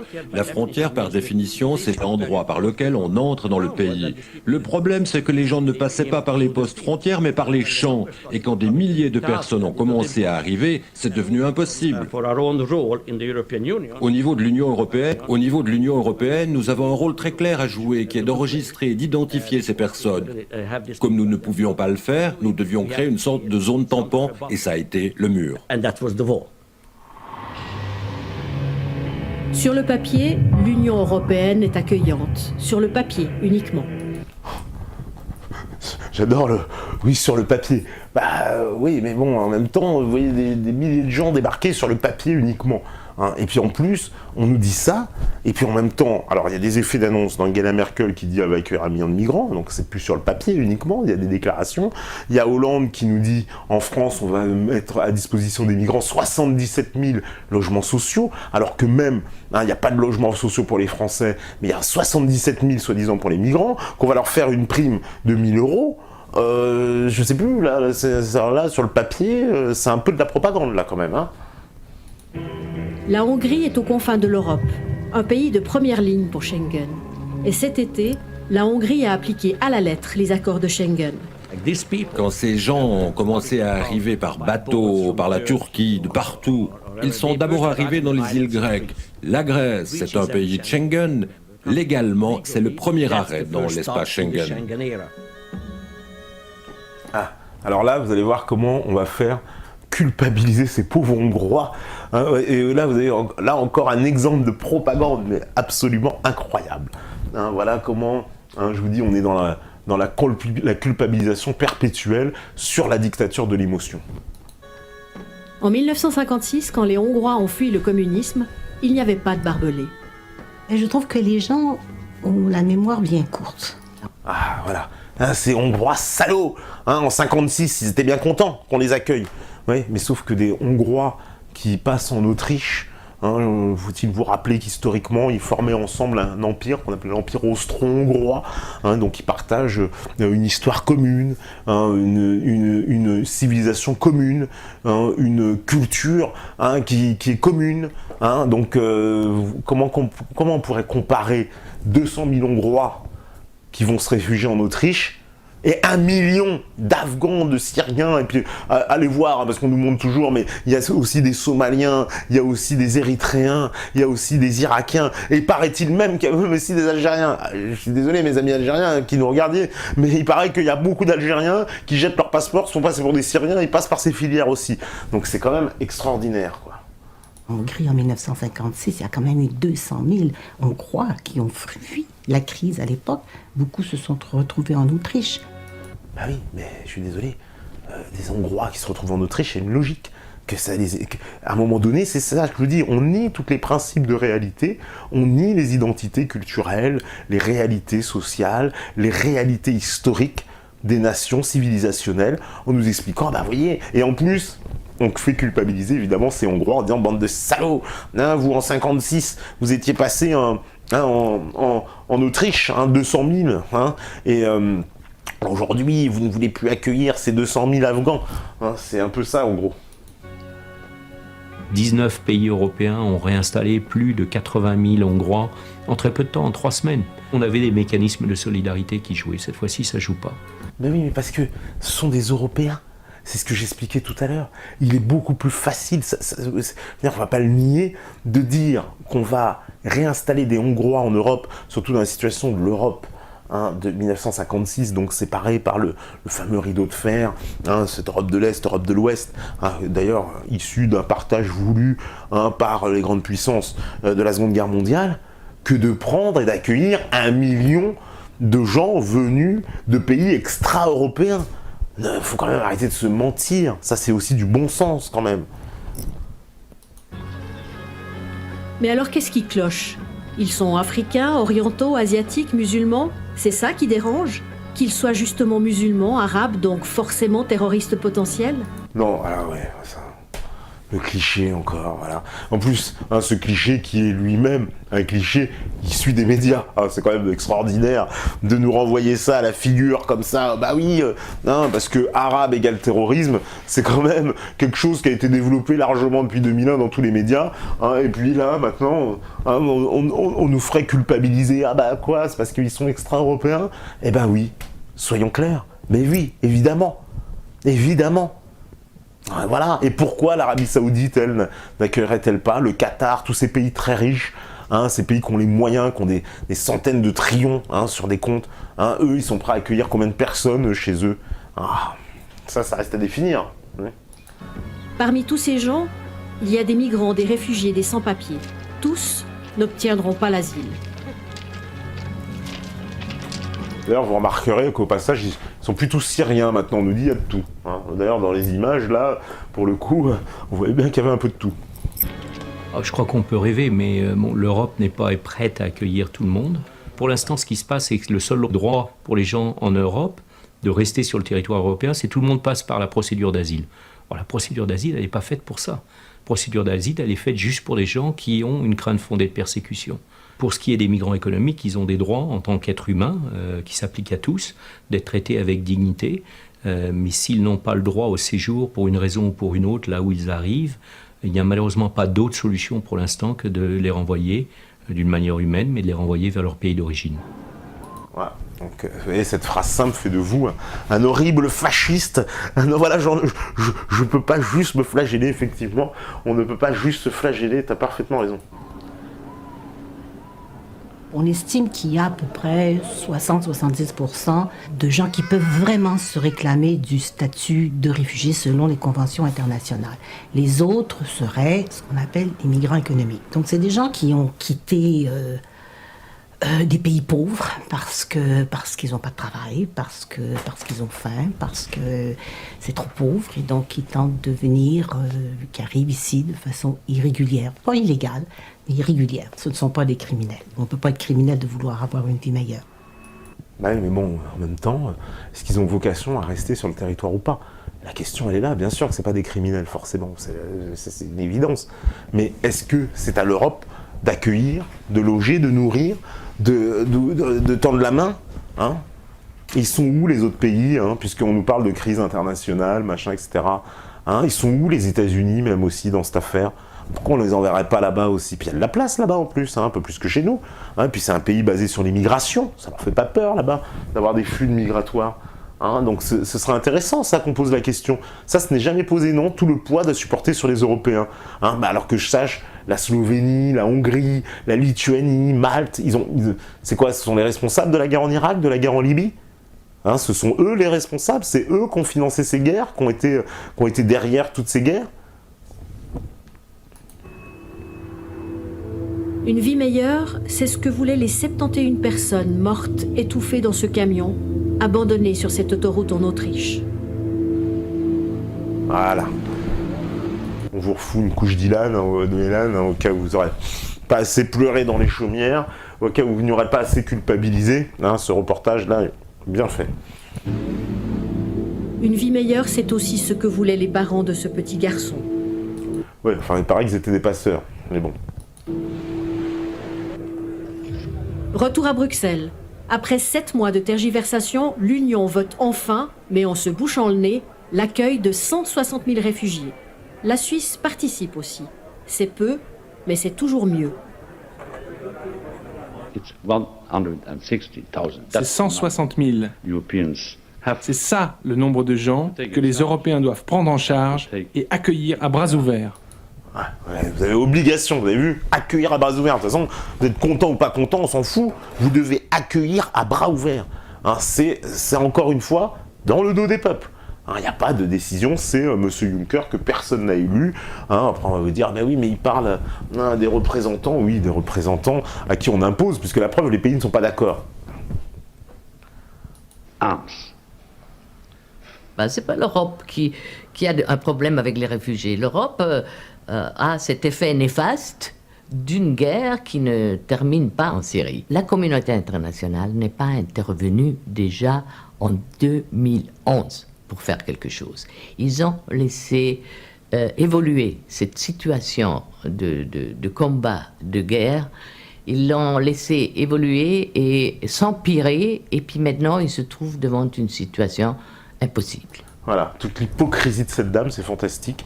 Donc l'Union européenne, l'Europe, puisqu'elle dit que c'est pas l'Europe, voilà, donc en fait il faut comprendre l'Union européenne, mais elle nous explique en plus que l'Europe n'a rien fait pour cette guerre. Mais si, l'Europe, elle a armé Al-Nosra. C'est notre ministre des Affaires étrangères qui nous le dit. L'Europe, elle a créé Daesh. Ce sont les États-Unis qui nous le disent. Ce sont tous les responsables américains, que ce soit les responsables militaires ou diplomatiques. Donc voilà ce qu'ont fait les pays de l'OTAN qui ont dû suivre cette politique folle américaine. Donc on en subit les conséquences. Donc nous dire après, arriver comme ça la gueule enfarinée en nous disant « Ah bah non, finalement... on n'a rien fait, nous, depuis 2011. » Mais si, on a été très actifs depuis 2011. Depuis 2011, qu'est-ce qu'on fait sans cesse? On arme, on finance une rébellion qui, aujourd'hui, nous tombe dessus. Donc, faut arrêter, quoi. C'est de l'hypocrisie totale. Une tragédie incroyable.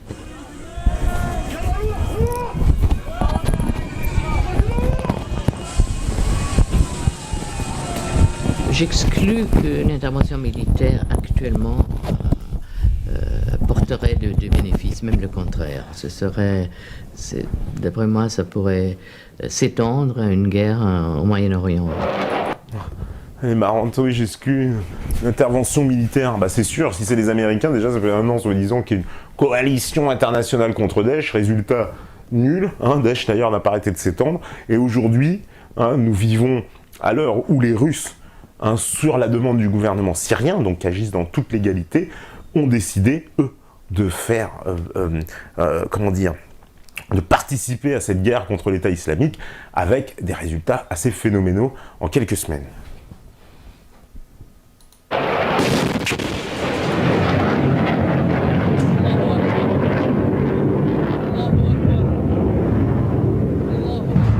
Le conflit syrien a fait plus de 240 000 morts.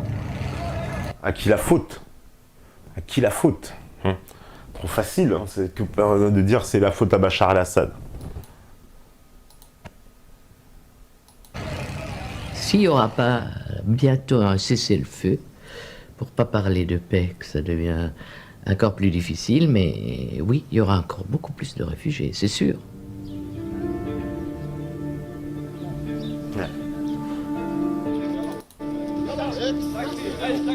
Voilà, l'escroquerie totale. Effectivement, voilà comment vous avez bien vu la doxa qui nous emmène perpétuellement sur cette affaire des migrants à vouloir penser que l'idéologie veuille qu'on accepte forcément les migrants. Alors pour ça, ils sont prêts à faire toutes les manœuvres possibles, nous faire croire que les guerres seraient des guerres civiles, de simples guerres civiles. Vous savez, le terme de guerre civile, ça signifie que c'est une guerre interne, entre des factions internes, alors qu'il ne s'agit pas du tout de ça. Ils nous font croire que ces gens-là arrivent en Europe et sont forcément mal accueillis par ces États au début, à chaque fois, l'enfer, etc. L'Europe, l'Europe c'est que sur le papier, etc. Alors que c'est absolument faux. Je pense, moi, que justement, pourquoi ils veulent venir en Europe? si les Européens c'est tellement horrible, hein, si c'est l'enfer, si les Européens sont tellement méchants, bah pourquoi venir en Europe? Vous voyez, ça aussi c'est une contradiction, le paradoxe total, hein, de leur raisonnement. Hein, puisque soi-disant, voilà, la dictature de l'émotion perpétuelle qui est vraiment fatigante, parce que dans cette propagande sans cesse où on vous fait ce chantage à l'émotion, si vous ne participez pas à ce chantage, vous êtes immédiatement un extrémiste, un facho, un salaud, etc. Hein, comme la dame l'expliquait, ah bah oui, c'est très bien que les gens aient pris conscience, mais évidemment on vous met des images d'un petit garçon mort sur une plage, et après on s'étonne si les gens s'émeuvent. Bah évidemment les gens vont s'émouvoir, c'est normal, hein, c'est tout à fait normal, mais comment est-ce qu'on peut comprendre que ce chantage à l'émotion, il ne faut pas y céder? Moi, j'encourage à ne pas céder, parce que il n'y a rien de pire. C'est pas une histoire, justement, d'ouvrir son cœur, hein, et d'essayer d'arriver vers un véritable sentiment de positivité. Non, puisque là, on utilise justement votre sentiment de positivité pour servir des objectifs politiques par derrière. Donc, c'est tout ce qu'il y a de plus négatif, en fait. C'est vous tromper. Vous savez, duper quelqu'un avec les sentiments, il n'y a rien de pire, je trouve. Hein, c'est abuser de sa confiance. C'est abuser de sa gentillesse. C'est abuser de ce qu'il y a de meilleur en lui. Donc, et c'est exactement ce que font, justement, les médias, ce monde politico-médiatique, en vous assénant complètement de ce type de reportage. Hein, en plus... On me dit ma copine pleure, je me méfie. Non mais de vous asséner de ce type de reportage pour vous faire pleurer dans les chaumières et vous faire accepter l'idée que cette immigration, cette vague de migrants, parce que là on parle de flux migratoires quand même, on parle de centaines de milliers de personnes, de millions, hein, sachant que vous savez qu'il arrive 250 000 personnes, 200 à 250 000 de façon légale. Ça, c'est ce qui arrive de façon légale. Des gens qui viennent avec vous voyez, leurs papiers, etc., qui sont tout à fait en règle. Donc, en plus de ça, maintenant, il faudra accueillir en plus 200 000 supplémentaires qui sont illégaux. Je trouve, c'est complètement... mais c'est suicidaire, hein, comme avait dit ce ministre allemand, mais c'est suicidaire pour tous les pays. Il avait dit c'est suicidaire pour l'Allemagne, mais ce serait suicidaire pour la France, ce serait suicidaire pour la Hongrie, suicidaire pour la Lituanie, suicidaire pour la République tchèque, pour la Pologne, etc. Puisqu'ils n'ont pas les moyens, en plus, de les accueillir, et pour, en plus, encore une fois, casser, hein, vous voyez, qu'on en revient à ce que disait De Villiers dans son interview sur les objectifs des réseaux comme Bilderberg qui cherchent à casser l'homogénéité des nations.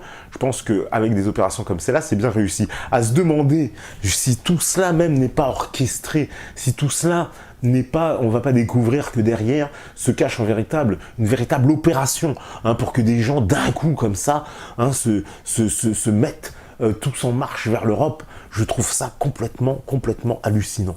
Donc c'est d'ailleurs un ministre autrichien, hein, c'est le ministre de l'Intérieur autrichien, qui disait je pense qu'il y a derrière cette opération un certain nombre d'ONG qui me font penser que toute cette opération est menée de main de maître par les États-Unis en fond de partie. Voilà, alors, des grands complotistes, des fois ils sont dans les gouvernements. Voilà, donc moi je pense, on me dit oui, à quoi va aboutir la situation pour l'avenir de la France? Bah moi je sais pas, c'est un peu difficile de répondre à cette question. En tout cas, ça paraît évident qu'il y aura des fractures continuelles, qu'il y aura de plus en plus de tensions. Regardez ce qui se passe à Calais. Hein, c'est quand même la situation à Calais, quand même c'est quand même complètement incroyable. Donc cette jungle-là, qu'on appelle ça la nouvelle jungle, 6 000 personnes, on y attend 10 000 jusqu'à la fin de l'année. Et qu'est-ce qu'on va faire? On en rapatrie des fois quelques-uns par avion privé. Hein, à l'heure où les Français, on leur demande de serrer la ceinture, on vire des gens de partout, même chez Air France, puis des migrants qui voyagent en avion privé. Mais c'est ce gouvernement complètement perdu les pédales de la réalité. Hein, d'ailleurs, vous savez, quand vous les rencontrez déjà en direct, vous le voyez, hein, leurs représentants sont quand même, ils tiennent une couche. Je vous dis tout à l'heure, j'en ai rencontré, c'était quand même assez fabuleux.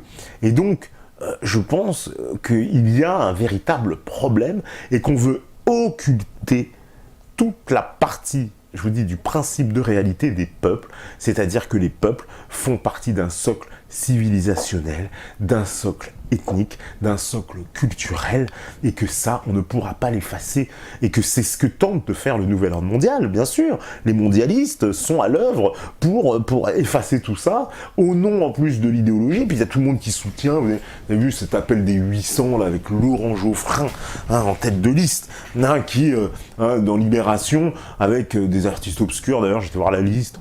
Il y a quelques têtes connues, j'ai vu Bertrand Tavernier, Youssoupha, machin, enfin quelques artistes, mais très très peu, non, parce qu'il y a des gens, on ne sait même pas d'où ils sortent, et donc qui soutiennent cette idéologie absolument sous-jacente du « Ah, le monde du tous ensemble, etc. » Ce monde où l'homme n'a plus d'origine, plus de patrie, plus de nation, plus de religion, plus de race, plus de culture, plus rien.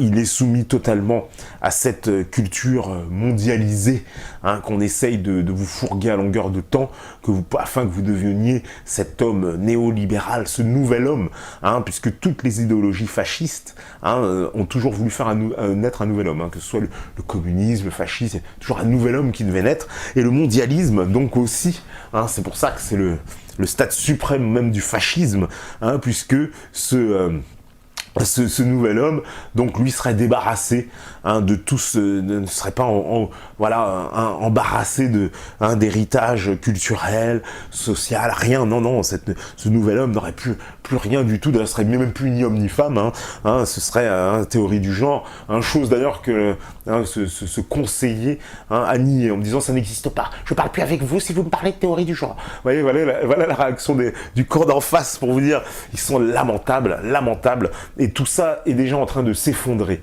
Voilà, ils n'ont pas encore compris que le changement de paradigme, il a déjà été effectué. Oui, on me dit Laurent Geoffrin est young leader. Écoutez, j'avais pas la confirmation, en tout cas, ça m'étonnerait pas.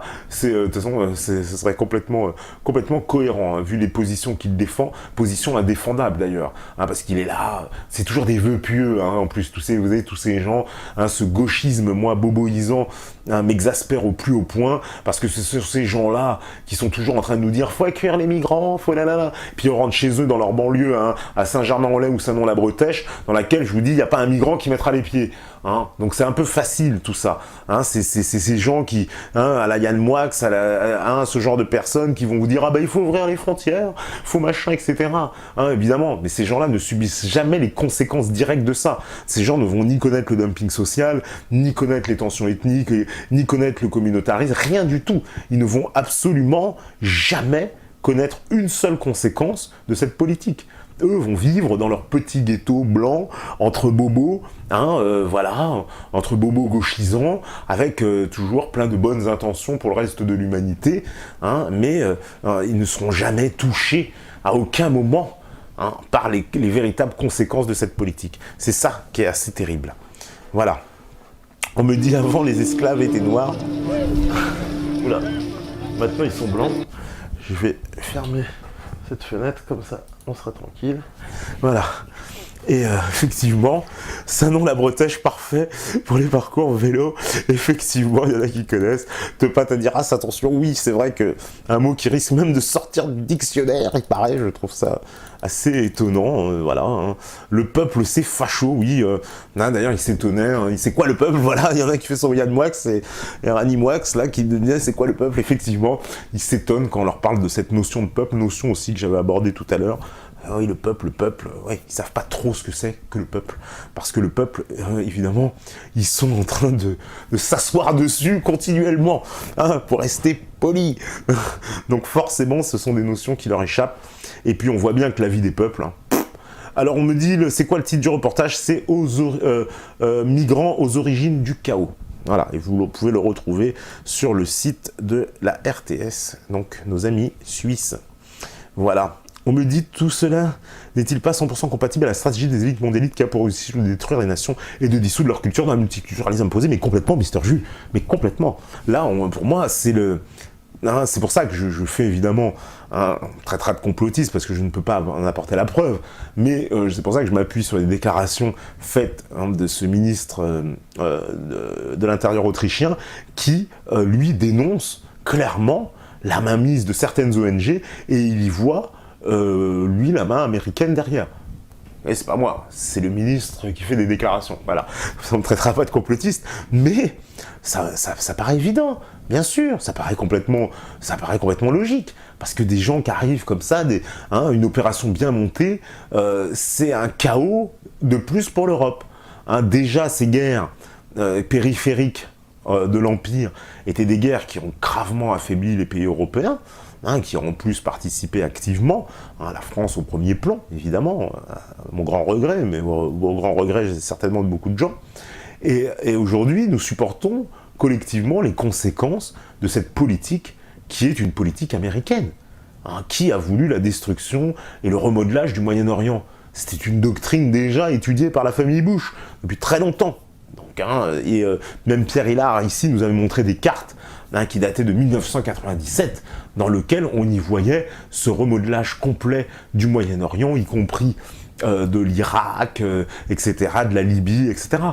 C'est le général Wesley Clark qui, dès le lendemain du 11 septembre, nous dit « Nous allons attaquer 8 pays arabes, comme par hasard, Somalie, Iran, Irak, Libye, Syrie, etc. » Tout y est. Afghanistan, tout y est. Donc vous voyez, on nous traite de complotistes, mais quand on se renseigne, tout y est. Voilà. Pourquoi faire venir autant de personnes pour bosser en Europe alors que toutes les usines sont délocalisées? Tout à fait pour détruire un peu plus le socle et l'homogénéité des nations européennes qui vont faire agir un dumping social. Parce que regardez, ce sont les patrons qui sont heureux. Les patrons jubilent, les patrons vous disent « Ah c'est très bien ces migrants, faisons-les venir, faisons-les venir ». Donc il y a une espèce de réalité pour que les patrons allemands, français, etc., accessoirement peut-être italiens, mais bon, qui sont dans la panade, pour accueillir ces gens-là qui vont former un dumping social et vont encore un peu plus à chaque fois atteindre la cohésion et l'homogénéité de ces nations, et sur tous les plans civilisationnels, culturels, religieux, sociologiques, etc., ethnologiques. Donc tout ça va s'effondrer. Et c'est exactement le plan d'un nouvel ordre mondial, voilà, tout à fait. Voilà. Je veux pas te faire peur, mais je crois que, comme l'a dit Pierre Hillard, on va connaître l'enfer en Europe. Certainement, peut-être, je ne sais pas, mais on est bien parti pour. Malheureusement, je vais certainement pas vous mentir. Voilà. Donc, écoutez, je vous remercie, on arrive à la fin. Donc voilà, toutes les bonnes choses ont une fin. Il y a une fin au saucisson, comme dirait l'autre. Donc, forcément, ça s'arrête un jour. En tout cas, ça fait toujours plaisir de faire ces émissions sans invité. Il y a le Métator, il y a vous, il y a la régie, vous voyez. Et on s'entend très bien, finalement, entre nous, bisso da bisso, comme ils disent nos amis congolais, entre nous. Ça veut dire, vous voyez, imaginez des Français qui feront un album entre nous. Oula, faut pas trop qu'ils aient des gueules de blond aux yeux bleus, je vous le dis d'avance. Mais bisso da bisso, ça veut bien dire entre nous. Donc voilà, dédicace à nos amis du Congo qui sont en train de, eux aussi justement, de se battre pour essayer d'imposer un peu de démocratie dans leur pays, avec, je le rappelle, un Sassou Nguesso président qui lui est complètement soutenu par la France, d'ailleurs qui a été mis en place par la France suite à une guerre terrible dans laquelle c'était Elf qui avait évidemment participé, Elf Total, enfin, vous connaissez le principe de ces sociétés-là. En tout cas, merci beaucoup, merci à vous, merci à la régie, merci aux modérateurs connectés, merci à tous les métanautes. En tout cas, ça fait super plaisir de vous avoir, comme tous les soirs, vous savez, enfin tous les soirs, lundi, mercredi, vendredi, je le répète parce que demain il n'y aura pas d'émission, mais il y a toujours un couillon qui va dire mais il n'y a pas de direct ce soir ou alors qui va voir qu'on balance une émission rediff et il dit mais je sais pas, je comprends pas, je vois pas les questions. Oui bon, on va lui expliquer, heureusement que vous êtes là pour rétablir la chose, parce que vous savez très bien, de toute façon, si vous étiez là ce soir avec nous, et si vous écoutez ce message, c'est que vous êtes la résistance. Ciao, ciao, ciao, ciao, ciao, ciao.